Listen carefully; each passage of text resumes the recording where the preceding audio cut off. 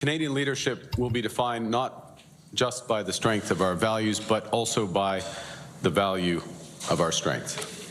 The world wants to do much more, and work much more closely with Canada, and we're ready.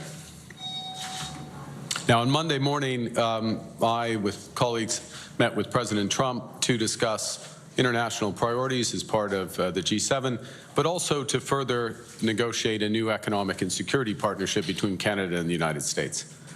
And as we've said repeatedly, we'll take all the time we need to get the best deal for Canada, but no longer. And seeing progress that's been made, President Trump and I agreed to pursue negotiations towards a deal within the coming 30 days. We'll continue these negotiations, of course, in good faith.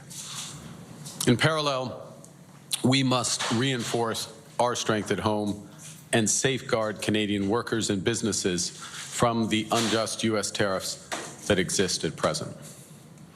And that's why we're announcing that Canada will be introducing a series of countermeasures to protect Canadian steel and aluminum workers and producers. And there's several, and I'm going to list them. First, Canada will adjust its existing counter tariffs on U.S. steel and aluminum products on the 21st of July, at the end of that 30-day period, in other words. We're going to adjust them to levels consistent with the progress that's made at that point on the broader trading arrangements with the United States. Secondly, we will implement reciprocal procurement rules, ensuring that only Canadian producers and producers from trading partners that provide Canada with tariff-free reciprocal access through trade agreements can compete for federal government procurement of steel and aluminum.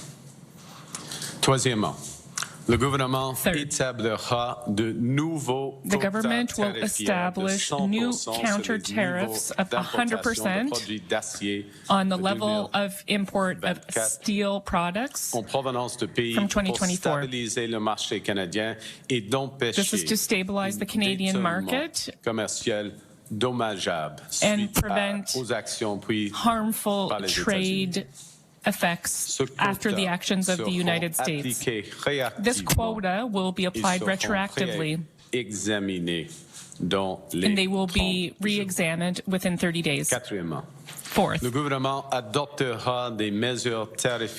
government will adopt additional tariff measures over the coming weeks. The goal is to attack the risk associated with a persistent global overcapacity and of disloyal trade in the steel and aluminum sectors, sectors that have been exacerbated by the U.S. measures. The Canadian measures will apply